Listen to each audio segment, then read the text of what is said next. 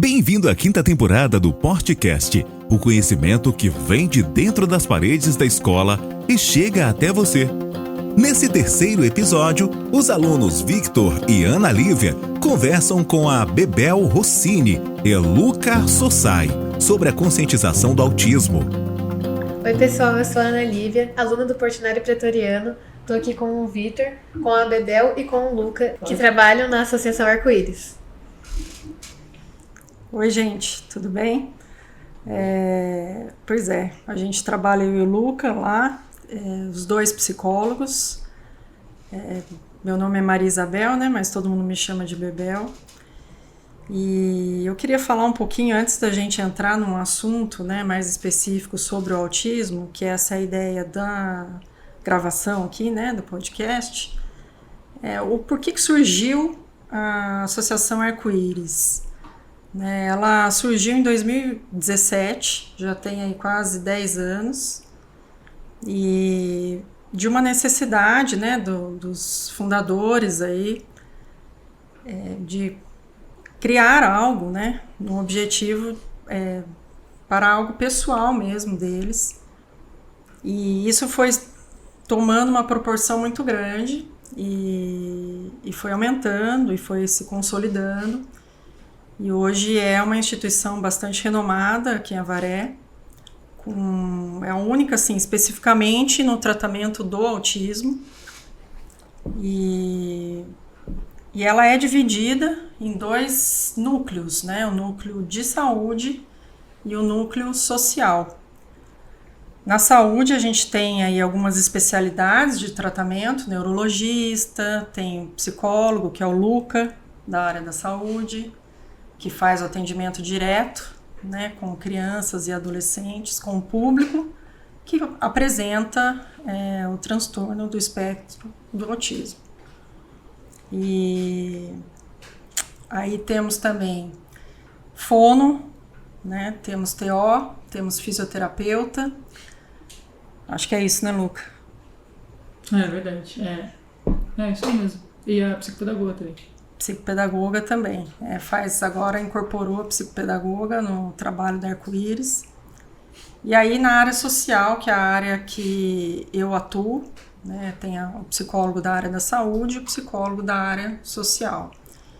Aí o meu trabalho é muito mais voltado para um acolhimento, né, para conversa com os pais, para acompanhar as oficinas, né, que são oficinas de artes. O trabalho social se divide assim também, ele compõe, né, um complementa o outro lá dentro. Então, depois de muito trabalho, muita dedicação, né, dos fundadores, aí, do pessoal que esteve à frente ali no início, as coisas foram tomando um rumo muito mais estruturado. Então, hoje, por exemplo, na área social, a gente tem oficina de artes, oficina de esportes, né, judô, oficina de música, e temos também oficina de autonomia e independência, que eu sou responsável por essa oficina. A gente está até recentemente trabalhando com os adolescentes a questão da empregabilidade, da sexualidade também. Então tem se estruturado dessa forma a Arco-Íris.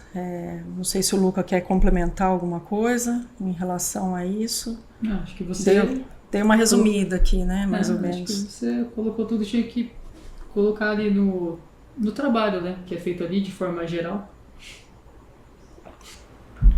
É uma estrutura realmente bem completa que engloba desde a parte da saúde até a parte social, mas não só sobre, por exemplo, apoio, mas sim também sobre entretenimento. Sim.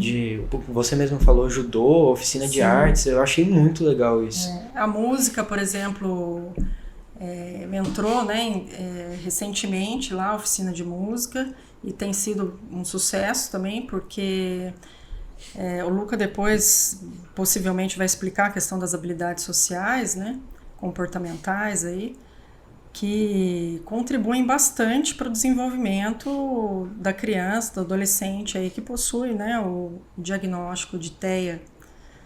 E então isso, assim, os pais percebem um desenvolvimento né, social, cognitivo muito grande, com o processo todo ali, o acompanhamento todo, né, dividido em 2 períodos. Então, assim, também isso é importante, eu acho que explicar, né, Luca?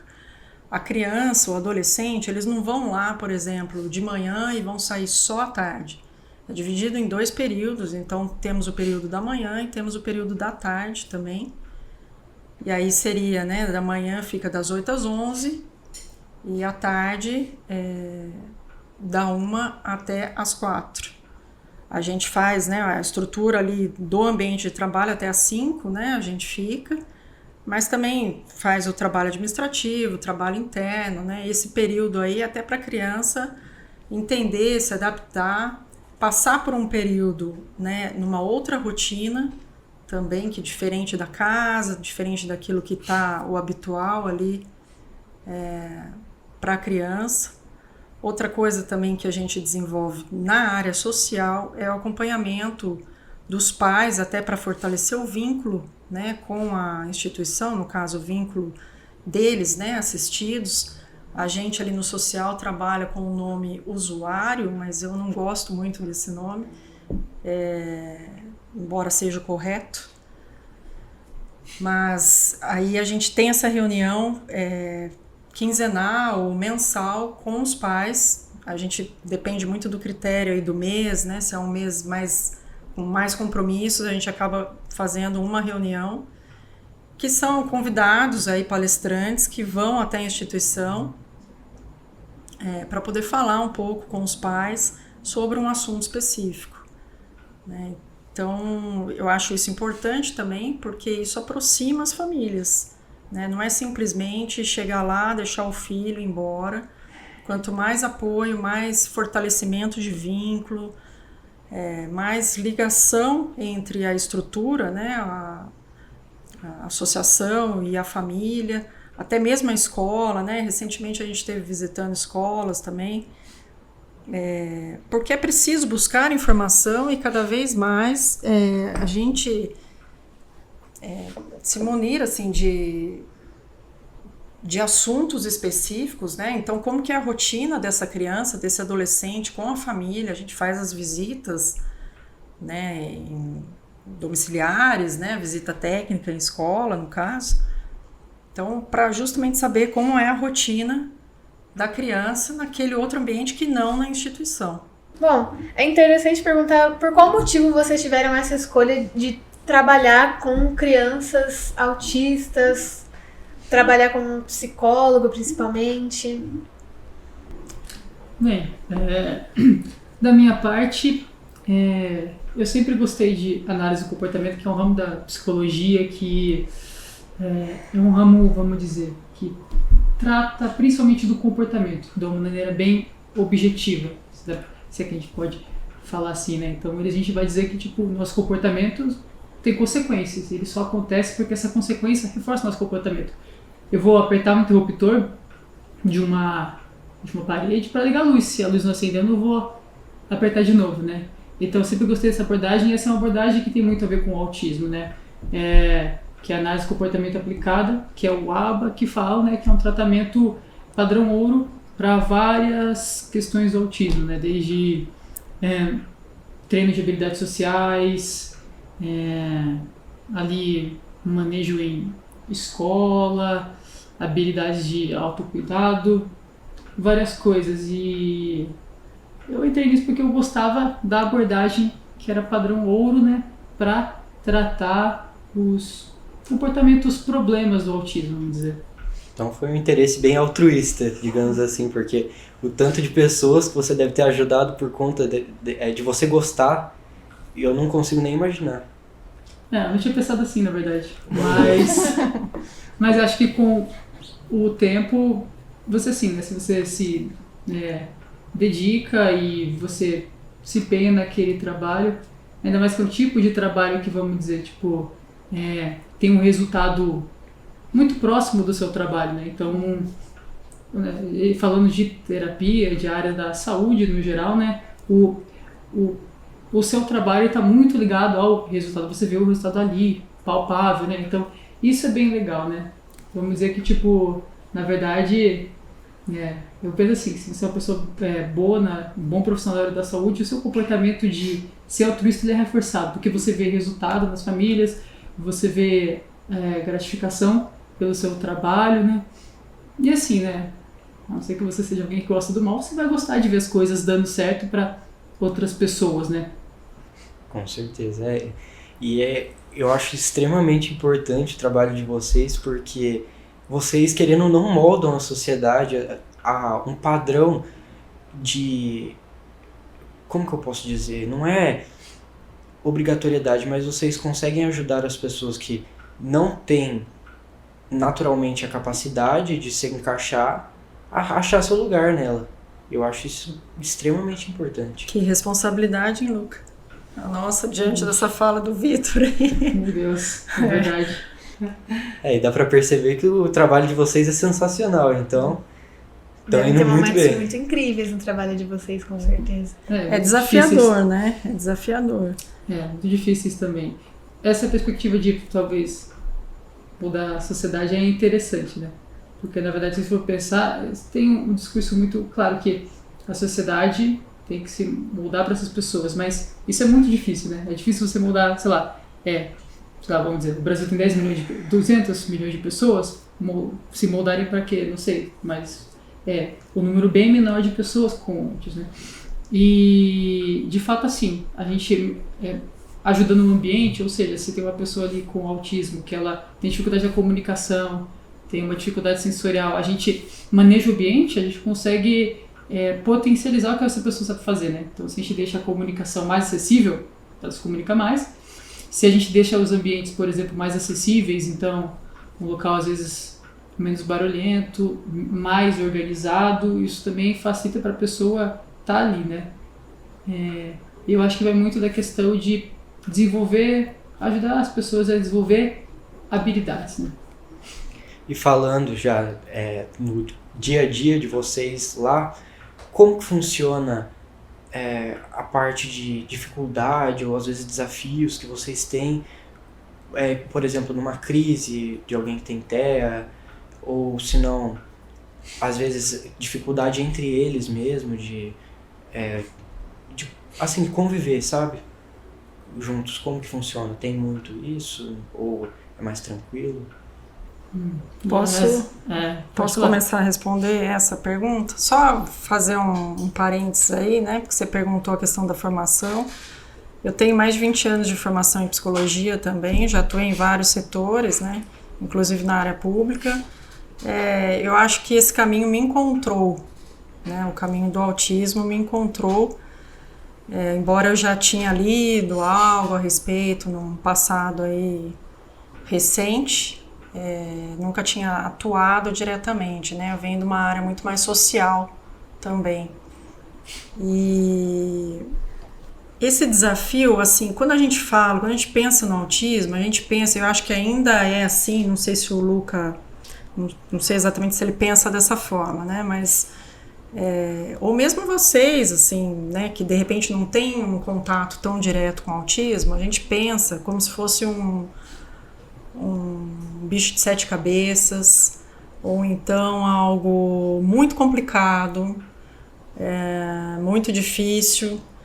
E na verdade a gente vê ali, a partir do primeiro momento que eu estive na instituição, o que eu consegui identificar sempre, para mim, assim, 100% do tempo das crianças, do tempo não diria, mas 100% das crianças, uma questão muito de afeto, né? São crianças extremamente afetivas e eles carecem desse afeto, né? Então, a gente acha que vai encontrar uma criança difícil, uma criança problemática, não que não seja, né? Porque tem aí o que gira em torno do autismo, que aí envolve as comorbidades que a gente chama, né, que são os outros transtornos, outros problemas, né, entre aspas, que o autismo gera.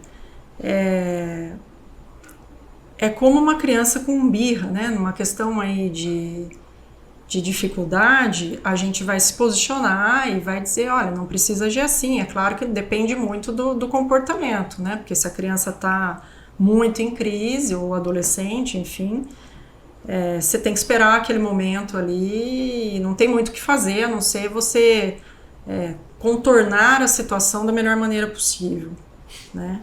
E sempre explicando as questões de limite, isso é muito importante, independentemente de diagnóstico, né? Isso é importante sempre para a vida. Acho que o Luca pode complementar, porque o Luca, ele atende diretamente, só lembrando, né, que na saúde ele atende diretamente a criança, adolescente. Eu já não tenho esse contato, embora tenha no social ali, já aconteceu, né, de criança ali ficar brava, ficar agressiva, ou não querer desenvolver uma atividade. A gente sempre posiciona nessa questão de limite mesmo. Aí vale a pena vocês lembrarem quando vocês eram crianças. Talvez vocês não se lembrem, mas se perguntar para a mãe de vocês, pai, né, a família ali, o responsável, eles vão falar o que eles faziam para vocês não subir no muro, né, não quebrar nada. É um bom ponto que você tocou, porque quando a gente fala de autismo, em termos de critério diagnóstico, dificuldade, o que faz ser o autismo, né? E é um transtorno que, para ser autismo, tem que ter basicamente dois critérios diagnósticos, que é a dificuldade significativa e persistente na comunicação social e interesses fixos e restritos, né? Como subcritério ali, em dificuldade de se adaptar. O que isso quer dizer, né? Para uma pessoa ela ter esse diagnóstico fechado de maneira correta, ela vai ter que ter dificuldade na comunicação social, né? E o que isso quer dizer? Sei lá, várias coisas, muitas coisas, tem uma variação enorme aí. Agora que a Bel tá pontuando é muito legal, porque em momento nenhum a gente falou que crianças com autismo não podem ouvir não. Elas podem e elas devem, né? Quem não ouve não quando é criança vai ouvir nãos muito piores quando for adulto, né? E isso às vezes é uma dificuldade das pessoas perceberem, tipo, meu filho, meu parente, essa criança, ela é diferente para algumas coisas, de fato. Se a gente tem uma criança de 5 anos que é autista, às vezes, né, a tendência é que ela não vai ter um relato ali do dia dela muito bom, vai chegar contando uma história de uma maneira super organizada, né, e às vezes não vai ter isso, né, de uma criança com autismo, mas o que ela pode fazer sim, ela pode seguir muito bem regras, ela pode ter bom desempenho escolar, porque também autismo não implica em deficiência intelectual.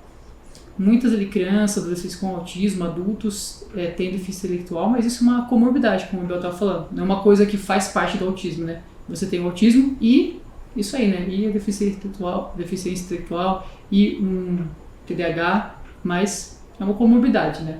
A diversidade de faixa etária que vocês acolhem no lugar implica muito nas dificuldades que vocês têm de, por exemplo, ajudar as crianças, ou é muito fácil, mesmo com idades muito diferentes? Pode falar, Luca. Acho que aí vale, depois eu complemento. Pode iniciar aí. Essa é uma pergunta interessante, porque assim, quando a gente fala de autismo, como eu falei, que significa dificuldade significativa e persistente de comunicação social, sei lá, várias coisas, né? Várias coisas. E essa questão etária, ela é muito interessante porque, assim, por exemplo, se a gente for falar de, vamos dizer, transtorno borderline, né? Um transtorno de humor ali, e que você, né, de um modo geral, tem um padrão, tem uma sintomologia, né, e padrão de comportamento mais linear, mais coeso, né? Então, das pessoas que têm esse transtorno, as pessoas que têm o transtorno bipolar, de forma geral, você consegue ali ter mais os comportamentos delas, dificuldades, elas são muito parecidas, são mais parecidas de um para o outro. Agora, por exemplo, no autismo, isso varia muito, né? Porque uma criança, vamos pensar, um adulto com autismo, que seria aí o nível 1, né, de suporte. E essa questão de nível também é uma questão bem, eu vou te falar também, mas é bem subjetiva, né? Não tem um marcador biológico para ajudar, né, a gente a determinar. E um adulto autista, ele pode ser, por exemplo, nível 1, ele pode ser funcional, ele pode ter uma vida, pode ter uma família, mas ele pode ser um cara, né, que tem uma dificuldade muito grande em entender indiretas no trabalho dele, de se relacionar de uma forma mais adequada e melhor com a esposa, de ter relacionamento melhor com ela, às vezes de entender as frustrações dela, entender também os dilemas dos filhos, entender outra pessoa. Isso é uma dificuldade da comunicação, uma dificuldade de se conectar com outra pessoa, né? Mas vejam, né, como isso é algo mais, vamos dizer, não leve, mas algo mais sutil. Agora, dentro também do autismo, você pode ter uma criança de 6 anos que não fala nada, né? Ou que só fala, só consegue se comunicar com objetos que ela quer, e tem estereotipias muito fortes, né? Às vezes faz o flapping, mexe a mãozinha, pula, fica repetindo algumas frases de desenhos e não consegue relatar uma história, fazer perguntas. Bem que tem uma diferença assim muito grande, e não é só uma questão de idade, né? Você vai ter adolescentes ali com um perfil também, comunicação muito, muito difícil, né? Com pouca habilidade na comunicação. E você vai ter adolescentes que vão sair por aí contando tudo, né? Que nem um exemplo que o Victor trouxe de um colega que ele, olha só que interessante, ele comunicava bastante, né? Ele tinha ali o interesse dele, Minecraft, em astronomia, né? E ele passava aquilo com detalhes, com riqueza de detalhes, com muita comunicação. Só que talvez aquilo não fosse com uma comunicação exatamente adequada. Por quê? Porque talvez, né, não sei se era assim, mas pode ser alguém que não tinha muito essa malícia de saber quando outra pessoa não estava mais interessada em ouvir aquilo, né? Quando não era o local adequado em ouvir aquilo. E isso faz parte do autismo. E o adolescente ali, que não consegue contar, relatar um evento, também tem autismo, né? Isso é uma questão muito significativa, uma coisa que deixa o tratamento mais desafiador, os estudos, né?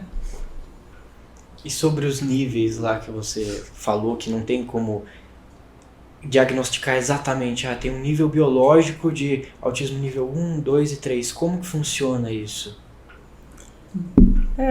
Assim, o nível 1 seria algo mais leve, né? O nível 2, moderado, o nível 3, mais grave, vai precisar de muito mais suporte aí, né? Mais ajuda de outras pessoas para a vida dessa que tem o diagnóstico. Complementando também, acho que a fala da Ana, a questão aí de diferença de idade, né? Só para a gente entender. Se a gente for pensar em termos de desenvolvimento natural, biológico, né, uma criança é diferente o repertório, né, vamos considerar aí 5 anos, 6 anos, e aí um pré-adolescente, adolescente, 12 anos, né, ele vai ter muito mais repertório do que o de 6. Né? Só aí a gente já tem uma base boa. Considerando o autismo, se ele não for estimulado, né, de início ali, não tiver um diagnóstico precoce para estimular tanto as habilidades aí dele, a questão dos processos cognitivos, memória, linguagem, percepção, habilidades sociais, né, de interação. Por isso o núcleo nosso social é importante, porque ele, por exemplo, o Luca, ele vai trabalhar a questão ali dentro da clínica, né, ele vai identificar o que a criança precisa. E dentro do social, então, por exemplo, a criança tem uma dificuldade com limites, brinquedo, ela não quer repartir com o outro, dividir. Dentro do social, ela vai aprender sim ou sim a dividir, né? Porque ela vai estar interagindo com outras crianças. Então, se ela não souber dividir, ela vai ter problemas. Então, ali ela vai aprendendo que o mundo não gira em torno dela, né? Que as coisas... Porque isso acontece muito, tem um diagnóstico, e eu estou falando não só de autismo, qualquer problema, qualquer doença, qualquer transtorno, a pessoa, aí da área dele, né, já gera um ganho secundário do problema, né? Bela situação. Bela situação. É um termo muito utilizado pela psicologia comportamental, que por exemplo, vou dar um exemplo bem bobo, né, mas para a gente entender, se você está com febre, está com dor de cabeça, você está mais amuado, a mãe vem, dá mais uma atenção, namorado, namorada, enfim, a estrutura que você tem ali vai ficar mais cuidando de você. Não é muito melhor? Não é muito mais gostoso? Então, quando você tem um diagnóstico, querendo ou não, se o pai, a mãe, o responsável não tem o conhecimento, ele pode ali, ao invés de estimular, podar. né, a criança. Então, não quero. Não vai no social porque ele não vai se adaptar, ele não consegue ficar todo esse tempo, das 8 às 11, ou da 1 às 4, não. Em casa, eu sei como é que é, porque eu fico o tempo inteiro com ele. Então aí vai girando uma bola de neve de problemas, porque ela não está tendo vida e não está deixando ele ter, e nem ampliando o seu repertório aí. Então, a questão dos níveis, basicamente, assim, é muito o prejuízo, né? A gente teve aí recentemente, no mês de março, hoje a gente está vindo de uma capacitação com o Dr. Luiz César, que é neurologista, lá, né, da Arco-Íris, e ele bateu bastante nessa tecla. Tem que ter prejuízo. Para ter o diagnóstico de autismo, tem que ter prejuízo na vida, né? Então, prejuízo, eu não consigo me comunicar, eu não consigo interagir com outras pessoas, com pessoas ali próximas de mim, eu fico mais retraído, eu me tranco. Aí sim eu posso enquadrar, né, num transtorno aí do autismo. Mas a gente tem que tomar muito cuidado, porque existe uma corrente aí, né, favorecendo, tem outro lado, como tudo na vida. Tem outro lado da moeda, tem muita gente que quer diagnóstico. Outro dia eu vi um vídeo com jovens da idade de vocês, eu não sei se vocês já assistiram isso, mas era algum concerto, alguma aula de música que eles tinham, então eles citavam um instrumento musical e falavam, eu tenho tenho TDAH, né, transtorno de déficit de atenção e hiperatividade, eu tomo tal remédio. Aí todo mundo, batia palma e tal. Então, aquilo eu achei bizarro, porque... A romantização. Romantização, exatamente. Banalizando um termo muito... Exatamente. Pode ser muito prejudicial a qualquer pessoa. Então, assim, como se fosse... Exato, né? Banalizar um diagnóstico ou levantar a bandeira como se fosse... ganhamos aqui o prêmio Nobel da Paz, né? E... Na verdade, não é assim. Onde que existe... É sério, ao mesmo tempo, assim, onde que existe vantagem em ter, né, um diagnóstico, porque as pessoas que têm, só elas sabem os problemas que enfrentam na vida. Então não tem nada de, como você bem disse, né, Vitor, não é nada romântico, bonito e saudável ficar levantando bandeira de diagnóstico. Eu acho isso muito péssimo. Então o mundo está um pouco invertido nesse sentido de diagnósticos, né? Tem muita gente que se beneficia, né, aproveita dos benefícios decorrentes do transtorno, né, do TEA, porque aí consegue, de repente, algum benefício, aí chega para o psiquiatra, conhece psiquiatra, que a Varec não atende autismo, justamente por isso. Cansou de tanto de mãe chegar e falar, olha, eu preciso que você dê o laudo nível 2, ou né, nível 3, é claro que vai depender muito da questão, para que tenha o benefício, porque eu preciso desse benefício. E as coisas não funcionam assim, né? E é bem legal o que você contou da questão dessa, talvez, vamos dizer, máfia de diagnósticos, né? Porque, não sei se vocês conhecem, né, mas filme de faroeste, sabe? Os bang bangs, né? Tem muito consultório aí de neurologista, de psicólogo, né, que virou um faroeste, né? Você entra lá com uma demanda e você sai com 3 diagnósticos, sabe? Entendeu? Então é um tiroteio de termos, de diagnóstico, quando na verdade é uma coisa muito complexa assim, né? A gente falou, a Bel estava comentando de comorbidades, né? Então beleza, você tem uma suspeita de autismo, né? Tenho aqui uma adolescente, ela não se comunica com ninguém, fica na dela, e beleza, você chega e de fato ela não faz isso, comunica muito pouco. Mas qual é o contexto? Então, sei lá, por exemplo, ela perdeu um ente querido da família. Pô, tem isso aqui, né? Os critérios podem bater com o autismo, mas como eu vou saber diferenciar o que é luto, o que é uma dificuldade crônica e persistente em se comunicar, né? Por exemplo, tem uma que outro caso, essa mesma menina também está com muita ansiedade. Ela pode estar por ter um transtorno ansioso, né? Ou pode ser também porque, vamos dizer, se ela for autista, ela pode ter uma desregulação muito grande em ambientes com muitas pessoas, com o lugar, uma rotina que não está organizada. Ela pode se comportar de maneira que parece ansiedade, mas não. Às vezes é uma desorganização, uma desregulação dela, sabe? uma irritabilidade que acaba emergindo nesse ambiente que, cara, não tá legal para essa pessoa. E aí você pode, né, e as pessoas, você pode às vezes ter dois diagnósticos, autismo e ansiedade, quando na verdade o que você sabe, o que é o que, né? É por isso que você tem que sentar e analisar bem, com o tempo, né?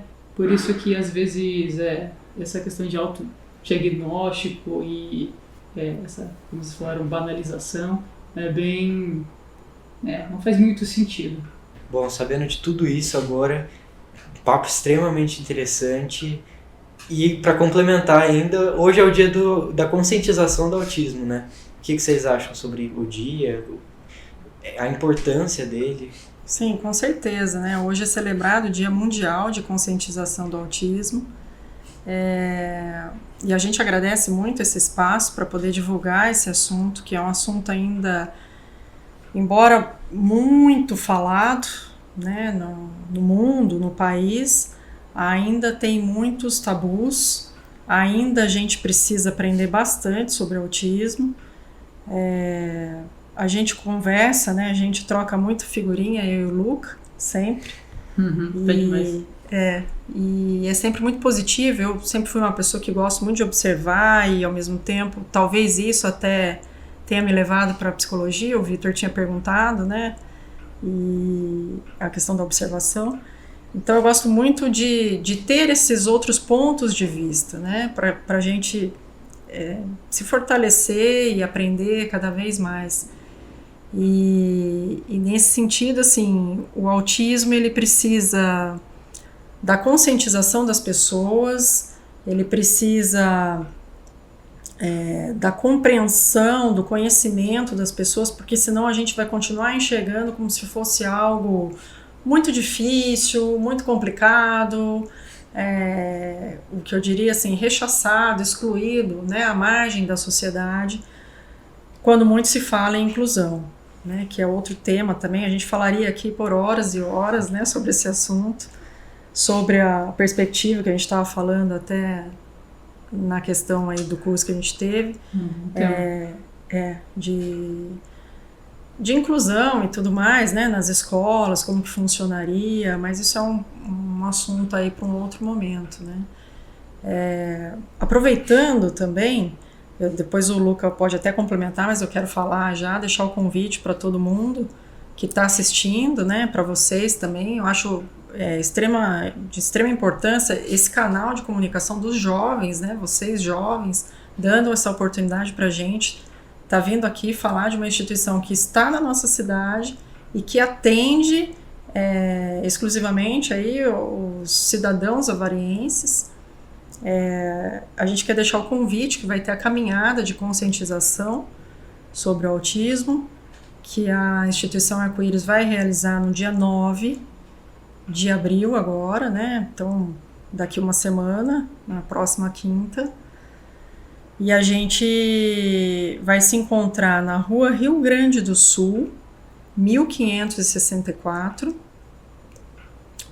1500, não lembro o número agora, mas enfim, a antiga sede, acho que é 1964, o número, 1900, estou reformulando, Rua Rio Grande do Sul, 1964, a antiga sede da Arco-Íris, que a gente passou por uma mudança, né, do espaço físico.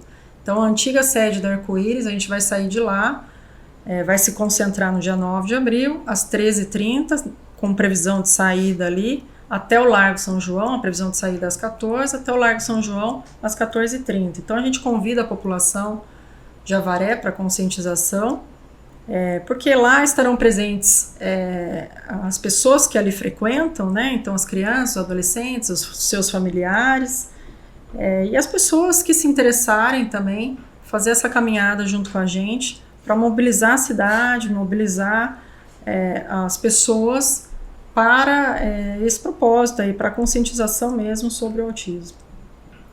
Bom, eu que agradeço a oportunidade de aprender mais com vocês, porque, como você mesma disse, é um assunto muito frágil de se conversar hoje em dia, porque tem muita especulação sobre o que é, o que não é, o jeito que a gente olha para esse grupo. Então eu agradeço muito pela oportunidade. Obrigada. a gente agradece também. Gostaram? Então compartilhem o conhecimento e sigam nossas redes sociais. Facebook, Portinari Colégio. Instagram, Colégio Portinari Avaré. Canal do YouTube, Portinari Avaré. E o Spotify, Podcast. Até o próximo podcast.